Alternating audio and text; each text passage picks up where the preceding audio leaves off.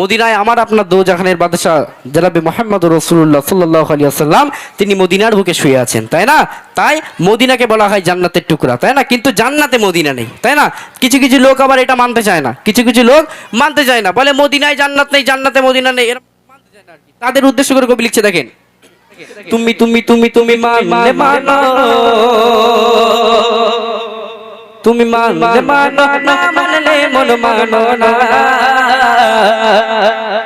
আশিকের আসল জান্নাত সোনার মদিনা।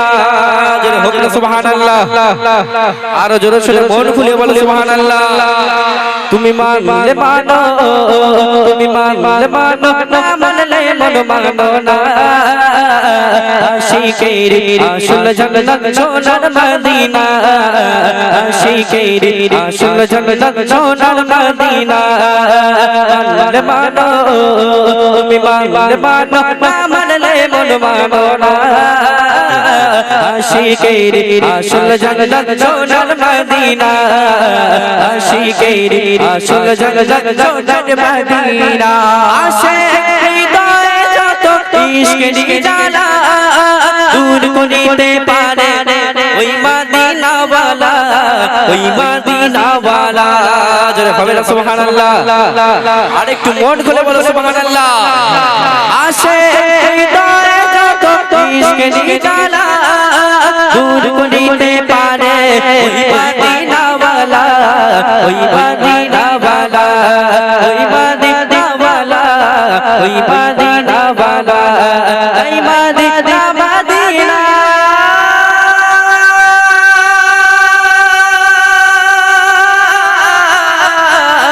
ওই মদিনা মদিনা করে, মদিনা মদিনা করে আশিকের আসল জান্নাত সোনার মদিনা, আশিকের আসল জান্নাত সোনার মদিনা। মানলে মানো, তুমি মানলে মানো, না মানলে মন মানো না। আশিকের আসল জান্নাত সোনার মদিনা, আশিকের আসল জান্নাত সোনার মদিনা। আমার আপনার নবী সাল্লাল্লাহু আলাইহি ওয়াসাল্লাম তিনি যখন মক্কা থেকে মদিনার বুকে তাশরিফ নিয়েছিলেন, তার আগে মদিনা ছিল অলক্ষণের ভূমি। মদিনার নাম কেউ যদি শুনতো বলতো মদিনা শহর ভালো না, মদিনা একটা অলক্ষণের ভূমি। কিন্তু আমার আপনার নবী দো জাহানের বাদশাহ জনাবে মুহাম্মদুর রাসূলুল্লাহ সাল্লাল্লাহু আলাইহি ওয়াসাল্লাম তিনি যখন মক্কা থেকে মদিনার বুকে তাশরিফ নিলেন, আল্লাহ পাক স্বয়ং মদিনার সম্মানকে বাড়িয়ে দিল। একটা জোরে হয় না সুবহানাল্লাহ? জোরে সোরে হবে না সুবহানাল্লাহ? কবি লিখছে, এক সময় ছিল মদিনা অলক্ষণের ভূমি, আর নবীর নবীর নবীর নবীর নবীর ছোঁয়ায় হলো আরশের চেয়ে দামি, আরশের চেয়ে দামি। জোরে হোক সুবহানাল্লাহ। এইদিকে এইদিকে এত যুবক ভাইরা আছে, একটু সুবহানাল্লাহ বললে কি গুনাহ হবে? গুনাহ হবে? সুবহানাল্লাহ বললে আমল নামায় 30টা করে নেকি যায় এবং তার সঙ্গে একটা করে গাছ বসানো হয় জান্নাতে। তাহলে সুবহানাল্লাহ বলবো তো ইনশাআল্লাহ? একটাবার হোক সুবহানাল্লাহ। জোরে সোরে বলো না সুবহানাল্লাহ। লিখছে, এক সময় ছিল মদিনা অলক্ষণের ভূমি, এক সময় ছিল মদিনা অলক্ষণের ভূমি। নবীর ছোঁয়ায় হলো আরশের চেয়ে দামি, আরশের চেয়ে দামি, আরশের চেয়ে দামি, আরশের চেয়ে দামি। এই মদিনা মদিনা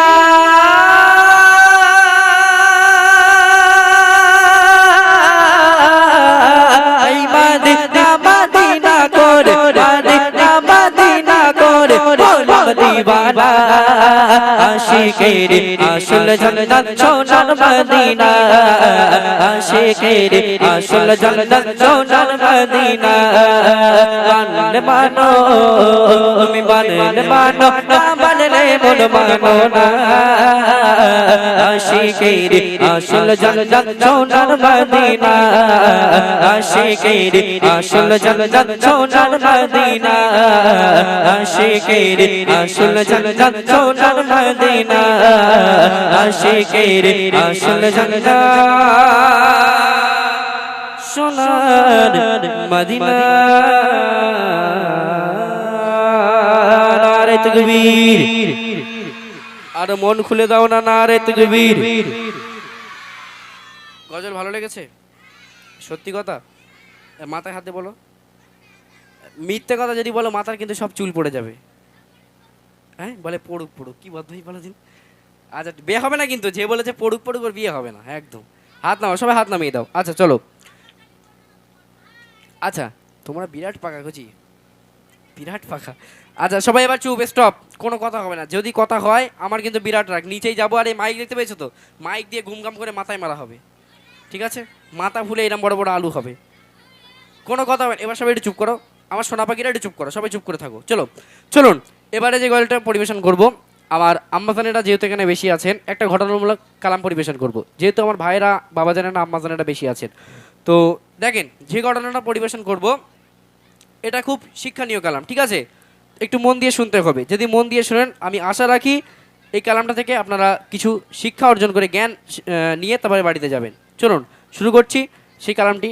আম্মাজান খাদিজা রাদিয়াল্লাহু তাআলা আনহু এবং আমার আপনার নবী দো জাহানের বাদশা জনাবে মুহাম্মদুর রাসূলুল্লাহ সাল্লাল্লাহু আলাইহি ওয়াসাল্লাম, তানাদের মধ্যে কেমন সম্পর্ক ছিল, তানাদের মধ্যে কেমন ভালোবাসা ছিল, তারা সাংসারিক জীবনে কেমন ছিলেন, তারা সাংসারিক জীবন যাপন কেমন করে গেছেন দুনিয়ার বুকে, আর আজকে আমাদের ঘরের মা বোনেরা, আমাদের ঘরের খাদিজারা তারা কেমনভাবে সংসার করে, সেই সম্পর্কে একটুখানি গজলটা মন দিয়ে শুনবেন, আশা করি ভালো লাগবে।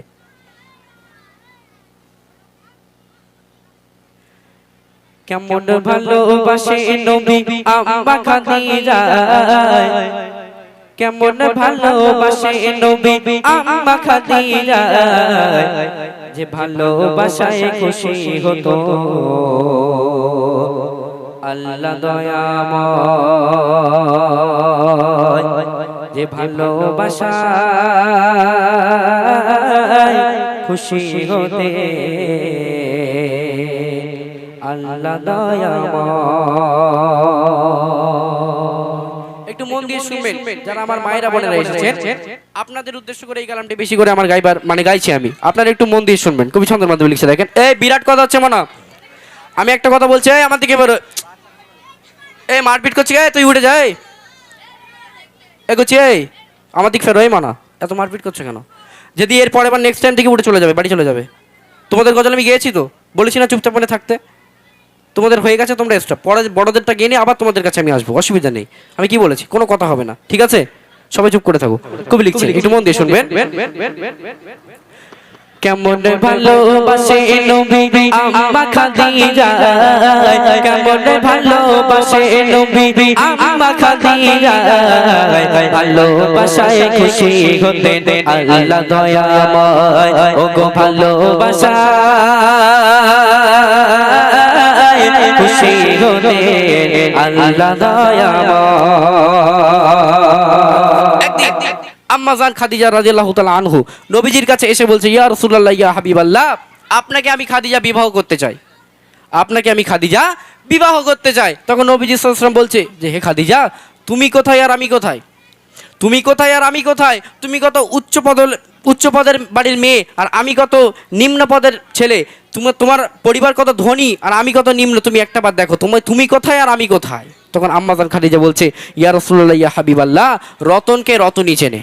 কবি লিখছে, দেখেন ধনী ঘরের মেয়ে হয়ে আম্মা খাদিজা,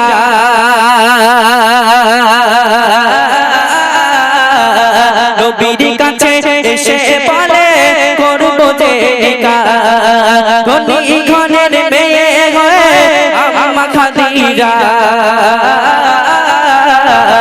নবীর কাছে এসে বলে করব যে নিকাহ, নবী বলে ও খাদিজা কেন চাও আমায়, নবী বলে ও খাদিজা কেন চাও আমায়, রতনকে রতনে চেনে অন্য কেহ নয়, ও গো রতনকে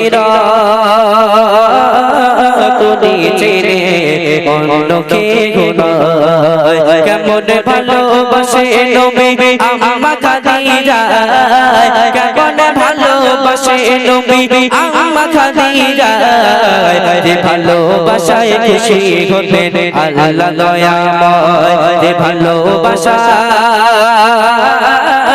খুশি হতে আল্লাহ দয়াময়। আম্মাজান খাদিজা এবং নবীজি সাল্লাল্লাহু আলাইহি ওয়াসাল্লাম তাদের মধ্যে বিবাহ হলো। এমন তো অবস্থায় আল্লাহ রাসূল সাল্লাল্লাহু আলাইহি ওয়াসাল্লাম যখন দিনের দাওয়াত দেওয়ার জন্য মানে কাফেরদের দাঁড়ে দাঁড়ে যেতেন, বেদিনদের দাঁড়ে দাঁড়ে যেতেন, আম্মাজান খাদিজা তার অপেক্ষা করে বসে থাকতেন। তার বাড়িতে ফিরতে হয়তো রাত হয়ে যেত, কোনোদিন 11টা 12টা 1টা বেজে যেত, কিন্তু আম্মাজান খাদিজা দরজার পাশে অপেক্ষা করতেন। নবী সাল্লাল্লাহু আলাইহি ওয়াসাল্লাম বলেছেন হাদিসের মাধ্যমে যে আমার বাড়িতে ফিরে কোনোদিন দরজায় 2বার টোকা মারতে হয়নি। ভালোভাবে বুঝবেন, দরজায় এমন 2বার টোকা মারতে হয়নি, 1বার টোকা মারতো, আম্মাজান খাদিজা সঙ্গে সঙ্গে দরজা খুলে দিতেন। তাহলে কেমন স্ত্রী তিনি ছিলেন। আর আজকে আমাদের ঘরে খাদিজারা ভাইরা কাছ থেকে বাড়িতে এসে যদি দরজা খুলতে বলে, হ্যাঁ গো কোথায় গেলে, দরজাটা খোলো, ও লোক তো কানে মানে নাকে তেল দিয়ে ঘুমাচ্ছে, বুঝলেন, নাকে তেল দিয়ে ঘুমাচ্ছে। এমন তো অবস্থা ভাই দুমদাম করে কিল মারছে, তাও খোলে না, না থাকতে পেরে ধমাস করে লাথি মারলো, দরজা খুলে গেল, গিয়ে দেখছে ঘুমিয়েই যাচ্ছে। এই অবস্থা আমাদের ঘরে খাদিজাদের, এই অবস্থা, তাই না? কবি লিখছে দেখেন, দিনের দাওয়াত দিতে নবী যায় গো দাঁড়ে দাঁড়ে, অপেক্ষাতে বসে থাকে বিবি নিজের ঘরে। দিনের দাওয়াত দিতে নবী যায় গো দাঁড়ে দাঁড়ে, অপেক্ষাতে বসে থাকে বিবি নিজের ঘরে। দরজা টোকা দেওয়ার সাথে দরজা খুলে যায়, দরজা টোকা দেওয়ার সাথে দরজা খুলে যায়। বিবি বলে আপনি ছাড়া ঘুম নাহি হয়, ও গো বিবি বলে আপনি ছাড়া ঘুম নাহি হয়। কেমন ভালোবাসে নবী আম্মা খাদিজা, কেমন ভালোবাসে নবী আম্মা খাদিজা, যে ভালোবাসায় খুশি হতেন আল্লাহ দয়াময়, যে ভালোবাসায় খুশি হতেন আল্লাহ দয়াময়।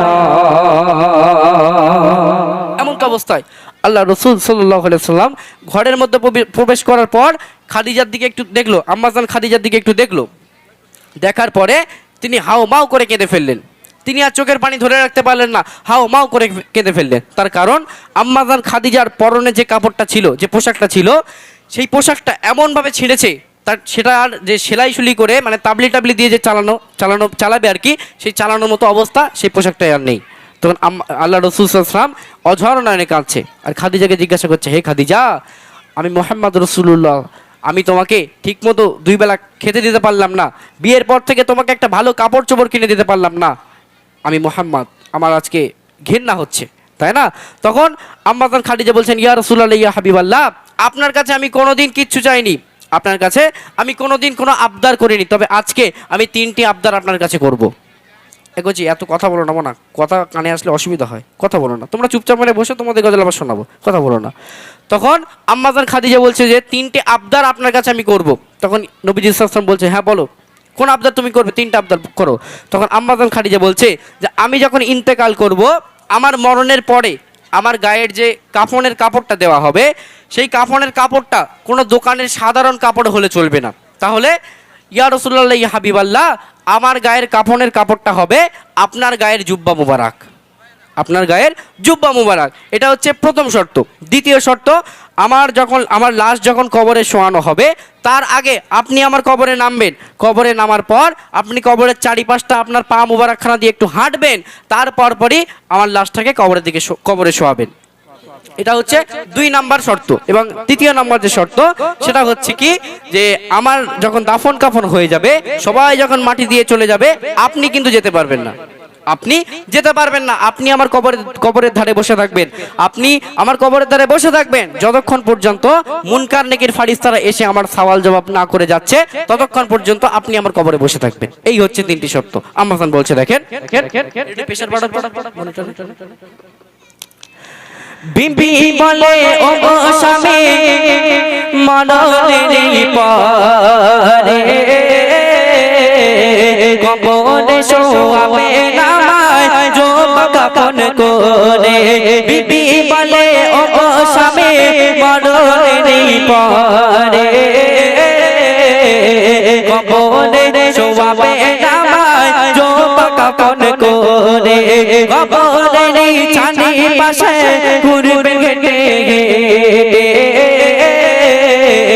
কবরে জানো নাগি পারে আমায় পিছে দিতে থাকবেন বসে ফারিস্তাদের সওয়ালের সময় থাকবেন বসে ফারিস্তাদের সওয়ালের সময় কবরের ওই কঠিন আযাব বড়ই ভয়ের হয় ও কবরের ওই কঠিন আযাব বড়ই ভয়ের হয় কেমন ভালোবাসে নবী আম্মা খাদিজা কেমন ভালোবাসে নবী আম্মা খাদিজা যে ভালোবাসায় খুশি হতে আল্লাহ দয়াময় যে ভালোবাসায় খুশি হতে আল্লাহ দয়াময় আম্মা খাদিজা ইন্তেকাল করলো তার প্রথম শর্ত ছিল কি তার প্রথম শর্ত ছিল যে আমার কাফনের যে কাপড়টা হবে সেটা দোকানের কোনো সাধারণ কাপড় হলে চলবে না আপনার গায়ের জুব্বা হতে হবে আমার গায়ের কাফনের কাপড় তাই না তো সেই শর্ত অনুযায়ী আম্মা জানের কাফনের কাপড় করা হলো নবী সাল্লাল্লাহু আলাইহি ওয়াসাল্লামের জুব্বা মোবারক জুব্বা দিয়ে কাফনের কাপড় তৈরি করা হলো কবরে শোয়ানোর আগে রাসূল সাল্লাল্লাহু আলাইহি ওয়াসাল্লাম নিজে কবরের ভিতর নামলেন নেমে কবরের চারি সাইডটা তিনি হাঁটলেন হাঁটার পরে কবরে ওঠানো মানে উঠলেন তিনি তারপর পরে আম্মা জানের লাশটা কবরে শোয়ানো হলো এবার যখনই শোয়ানো হলো আমরা সাধারণত লাশের মুখখানা পশ্চিম দিকে দিয়ে দিই তাই তো ভাই নাকি কেবলামুখী দিয়ে রাখি তো নাকি কেবলামুখী লাশের মানে মুখটা আমরা করে রাখি এমন তো অবস্থায় যখনই কেবলামুখী দেয় আম্মা জানের মাথা মানে মুখ আপনা আপনি আসমানের দিকে হয়ে যায় এবার সবাই তো হতভম্ব হয়ে গেল কি ব্যাপার এমন কেন হচ্ছে আরেকবার ট্রাই করা হলো যখনই কেবলামুখী মুখ করা হলো আবার মুখ আপনা আপনি আসমানের দিকে হয়ে যায় সবাই তো ভয় পেয়ে গেল এমন কেন হয় আরেকবার লাস্ট ট্রাই করা হলো যখনই মুখ কেবলামুখী করা হয় আবার আসমানের দিকে হয়ে যায় সবাই যখন হতভম্ব চিন্তায় পেরেশানি তখন আল্লাহ পাক গায়েবী আওয়াজ দিয়ে বলছে ইয়া রাসূলুল্লাহ ইয়া হাবিবাল্লাহ এ আমার বন্ধু এ আমার পয়গম্বর তুমি টেনশন করো না তুমি চিন্তা করো না আমি আল্লাহ খাদিজাকে বড্ড ভালোবাসি আমি আমার খাদিজাকে দেখবো বলে খাদিজার মুখখানা আসমানের দিকে করে নিচ্ছি একটাবার জোরে হয় না সুবহানাল্লাহ জোরে সোরে বলো না সুবহানাল্লাহ তাহলে আল্লাহ পাক সেই স্বয়ং সেই খাদিজাকে ভালোবাসেন দুনিয়ায় একটা মাত্র মহিলা ছিল আম্মা জান খাদিজা যাকে আল্লাহ পাক স্বয়ং সালাম দিয়েছিলেন তাই না তো আমরা এখানে যারা মায়েরা বোনেরা আছি আপনাদেরকে চেষ্টা করতে হবে আম্মা জান খাদিজার মতো হওয়ার আম্মা জান ফাতেমার মতো হওয়ার তাই না কবি লিখছে দেখেন যত সময় খাদিজাকে কিবলাতে মুখ করে তত পারি আসমানের দিকে যাই যে ঘুরে আল্লাহ বলে ও নবী চিন্তার কিছু নাই আল্লাহ বলে ও নবী চিন্তার কিছু নাই খাদিজাকে দেখিব বলে আমি সর্বদা ও খাদিজাকে দেখিব বলে আমি সর্বদা কেমন ভালোবাসে নবী আম্মা খাদিজা কেমন ভালোবাসে নবী আম্মা খাদিজা যে ভালোবাসায় খুশি হতে আল্লাহ দয়াময় যে ভালোবাসায় খুশি হতে আল্লাহ দয়াময়